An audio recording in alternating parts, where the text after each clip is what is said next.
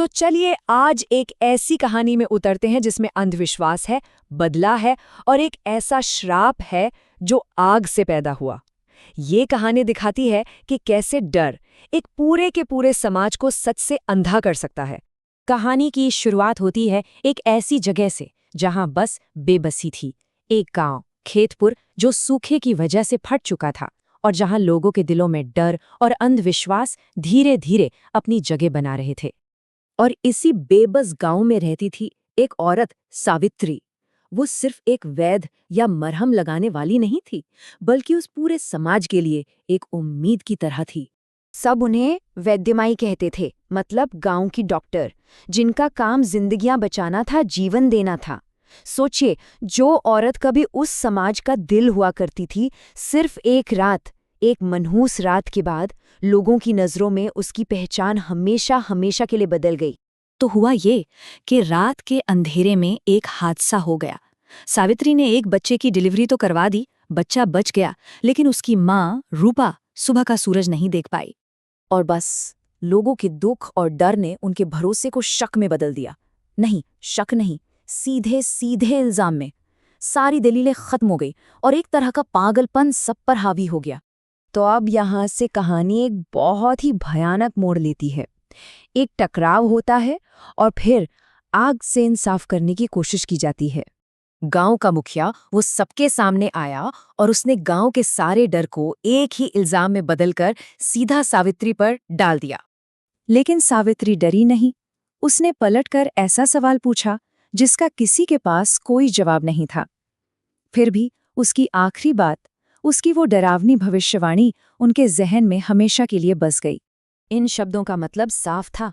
वो अपनी किस्मत तो मान रही थी, लेकिन साथ ही ये वादा भी कर रही थी कि इस नाइंसाफी का अंजाम बहुत बुरा होगा। भीड़ तो जैसे पागल हो चुकी थी, किसी की सुनने को तैयार नहीं थी।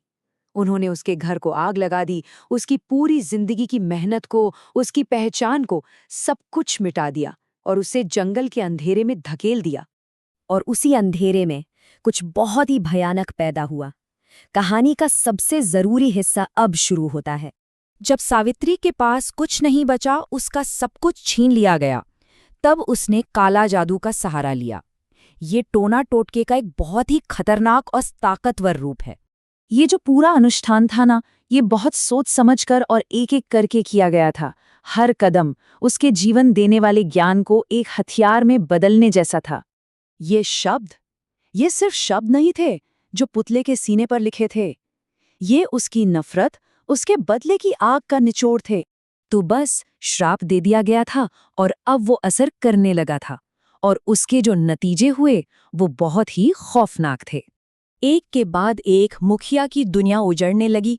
पहले उसकी दौलत, उसके खेत, उसके जानवर, और फिर श्राप उसके परिवार तक पहुंच गया।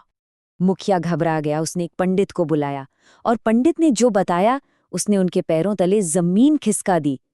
उसने कहा कि ये काले जादू का श्राप है और इसे रोकने के लिए पूर्णिमा से पहले उस पुतले को ढूंढकर नष्ट करना होगा, वरना मौत पक्की है। और ठीक इसी पल ये कहानी पूरी तरह बदल जाती है। अब ये सिर्फ एक इंसान के बदले की कहानी नहीं रही, बल्कि एक ऐसी अलौकिक शक्ति की कहानी बन जाती है जो किसी के काबू से बाहर है। पंडित समझ गया था कि अब उनका सामना सावित्री की आत्मा से नहीं, बल्कि किसी ऐसी चीज से है जो बहुत ज्यादा ताकतवर और भयानक है, जिसे इस काले जादू ने जगा दिया है। और घबराहट में मुखिया ने सबसे बड़ी गलती कर दी। उसने श्राप को खत्म करने के चक्कर में उसे तोड़कर आजाद कर दिया। अगली सुबह जो मंजर था वो बहुत ही खौफनाक था। लता मर चुकी थी। उसके शरीर पर वो निशान गहरे काले हो चुके थे। मुखिया का दिमागी संतुलन चला गया था और वो पुतला, वो लता के बगल में पड़ा था, लेकिन अब उसकी गर्दन गायब थी। श्राप तो पूरा हो गया, लेकिन कहानी खत्म नहीं हुई। कहते हैं वो आत्मा आज भी वहीं जंगल में भटकती है, अपना अधूरा बदला पूरा करने के लिए। और आखिर में ये कहानी हमें सावित्री के उसी सवाल पर लाके छोड़ देती है, एक ऐसा परेशान करने वाला सवाल जो जिंदा पीड़ित और उन शापित बेजान गांव वालों के बीच की लकीर को धुंधला कर देता है। सवाल ये है कि असल में जिंदा कौन है और कौन मरा हुआ।